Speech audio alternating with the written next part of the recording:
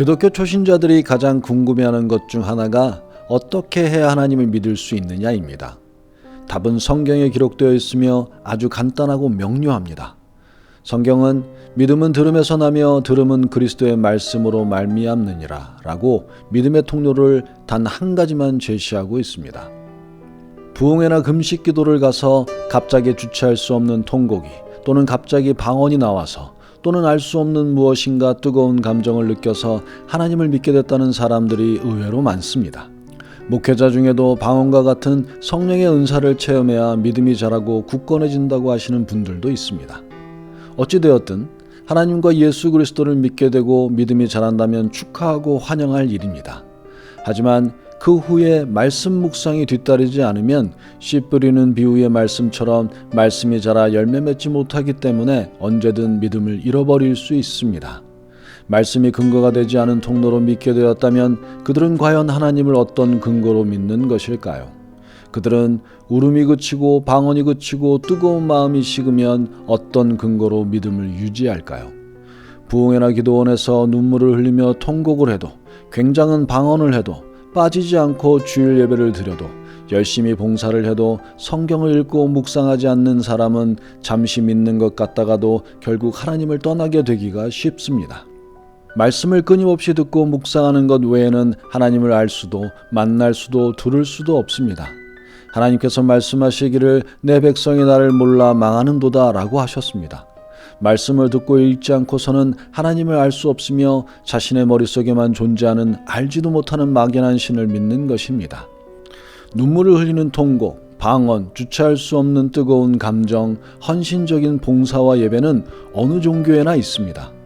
가톨릭도 불교도 이슬람도 무속신앙도 그 어느 종교든 그 모습이 조금씩 다를 뿐 그런 것들을 다 가지고 있습니다. 그런 것들은 하나님이 아니어도 만들어낼 수 있는 것들입니다. 오직 기독교만이 갖고 있는 것은 성경 말씀을 통한 믿음입니다. 자녀들이 어려서는 열심히 교회를 다녔는데 대학을 들어갈 때쯤부터 교회를 떠났다고 말하는 부모님들의 이야기를 자주 듣습니다. 그런데 그 부모님들 중 많은 분들이 자녀들이 주일학교에서 하나님을 배워 알고 있으니 시간이 지나면 여러 경험을 하다가 깨닫고 돌아올 것이라고 말하며 자녀들이 하나님께 돌아오게 해달라고 열심히 기도하는 것이 자신들이 할 수 있는 최선이라고 말합니다. 물론 그렇게 하나님이 역사하시기도 하십니다. 하지만 성경에는 이렇게도 기록되어 있습니다. 로마서 3장에 기록된 바 의인은 없나니 하나도 없으며 깨닫는 자도 없고 하나님을 찾는 자도 없고 다 치우쳐 한 가지로 무익하게 되고 선을 행하는 자는 없나니 하나도 없도다 라고 기록되어 있습니다. 사람은 만물보다 부패한 마음을 가졌습니다. 사람은 아담의 범죄 이후로 모두 완전히 부패한 심령을 갖게 되었기 때문에 그 누구도 스스로는 절대 하나님을 깨달아 알 수 없고 하나님을 찾지도 않습니다. 열심히 기도만 하며 하나님을 떠난 자녀들이 주께로 돌아올 것이라고 믿는 것은 어쩌면 성경 말씀을 잘못 이해한 순진한 생각일 수 있습니다. 하나님을 떠난 자녀들에게 애원을 하든 어떻게 해서라도 하루에 30분 이상 성경을 읽게 해야 합니다. 성경을 읽고 묵상할 때 성령 하나님께서 말씀을 깨닫게 해주시고 말씀으로 하나님을 보여주시고 말씀으로 하나님의 음성을 들려주십니다. 이때 비로소 하나님을 알고 구주 되신 하나님과 예수 그리스도를 믿게 되는 것입니다.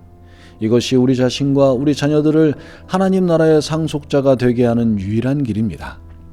그리스도인 부모가 자녀들에게 반드시 가르쳐야 할 것이 성경 읽기입니다. 모든 부모님들이 어린 자녀들이 초등학교에 입학하기 전에 글을 가르칩니다. 그러고는 동화책을 읽게 합니다. 동화책 읽기로 아이들이 글을 읽는 재미와 세상적 지식과 지혜를 얻는 것도 중요하지만 성경을 읽게 해서 어려서부터 하나님을 알게 하는 것만큼 중요한 것이 없습니다. 성경에 이렇게 기록되어 있습니다.